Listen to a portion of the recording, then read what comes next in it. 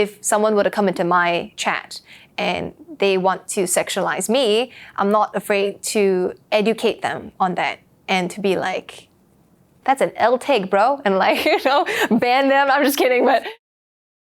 Hi everyone, my name is Denise. I'm also known as supercatkei on the internet. I am a full-time live streamer and I do a bunch of different content from music to playing video games, and I even stream outdoors as well.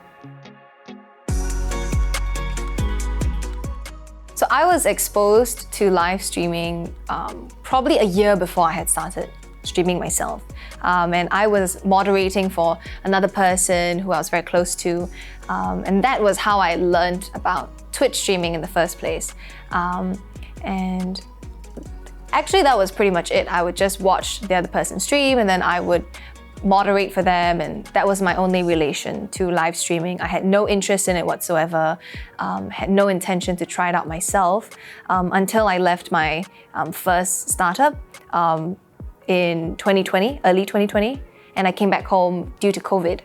So with that extra bulk of time in my hands, and with my existing interest in games, I thought it would just be a good opportunity for me to try streaming myself.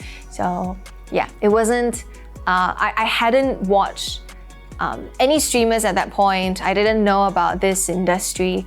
I just really love video games, and I just wanted to find a way to kill that time, especially during COVID, during the lockdown. I think at that point of time, this was way before streaming became popular, during the COVID period. It wasn't so easy for streamers to get viewership. Singapore had a much smaller viewership pool. This was even before Twitch had an office in Singapore. And I noticed that my concurrent viewership was growing very steadily, but also very quickly. It's one of those things that you can't ignore, right? When you see something good that's happening and something must be working. At that point of time, I didn't know what, to be really honest with you, but I was enjoying it, and people were coming in and telling me like, hey, you're pretty good at this. So I was like, oh, okay, I'll just keep trying it out. And that was the only metric I had at that point of time. I really didn't have anything else.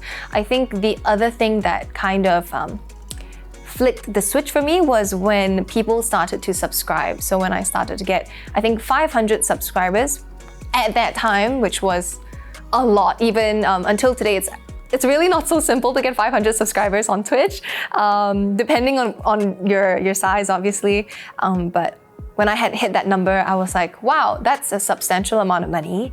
And if I can maintain that, just 500 subscribers, I could potentially do this as a full-time job. To be really honest, I don't think I'm anything very special. Like, I think I'm a very ordinary person. I'm just like any other person you see on the street. I don't have any like fascinating talents or skills. I don't think I'm very funny either. I'm not I don't make the wittiest comments.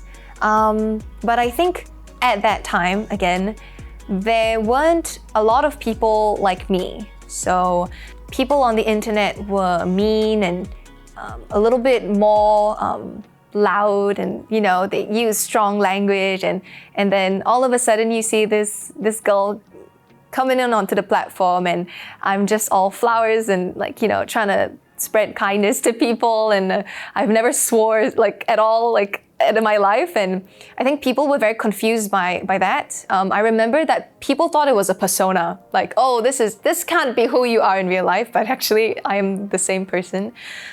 So a lot of people were very intrigued by that.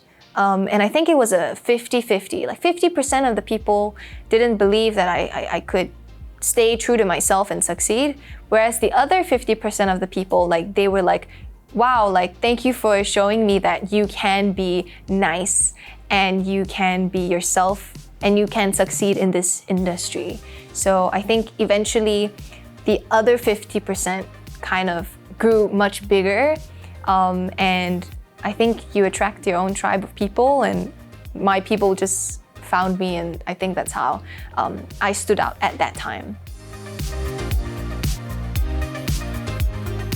I think first impressions do matter. So I wouldn't constitute that to like a gender, but I think, what we do is very visual, right? It's about the immediately once you click onto a video or you click onto a stream, the first thing you're going to see is literally what's right in front of you and what you hear, of course. So I guess some people say, looks don't matter at all. Well, I mean, it really depends on where you're at in your journey, and what skills and gifts you have that's kind of coupled with you as a person. So I don't know if it's harder or easier for female streamers. I know that we all have like our different challenges. I don't think it's like fair to say like, oh, you're a girl, you have it much easier. I got that a lot at the start. Like, oh, you get more followers because you're prettier, or whatever. And sure, okay, if you say so, yeah.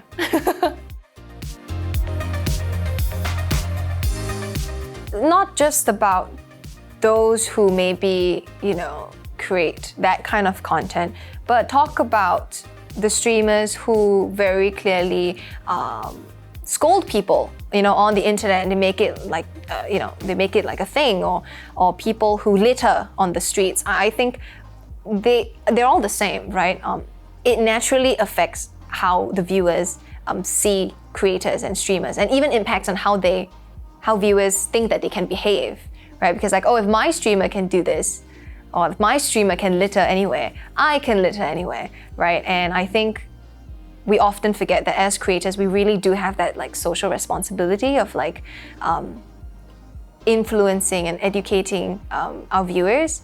But to be very honest, I focus more on what I can do for myself and for my community, and that's what's important to me, because I can't control, or I can't, force other people to be like, no, don't do that kind of content. You're like making bad people from that. I can't do that. So, but I can focus on what I can do, and if someone were to come into my chat and they want to sexualize me, I'm not afraid to educate them on that and to be like, that's an L take, bro, and like, ban them. I'm just kidding, but like, I'm not afraid to stand up for myself and to remind my viewers of what I think is how we should treat people.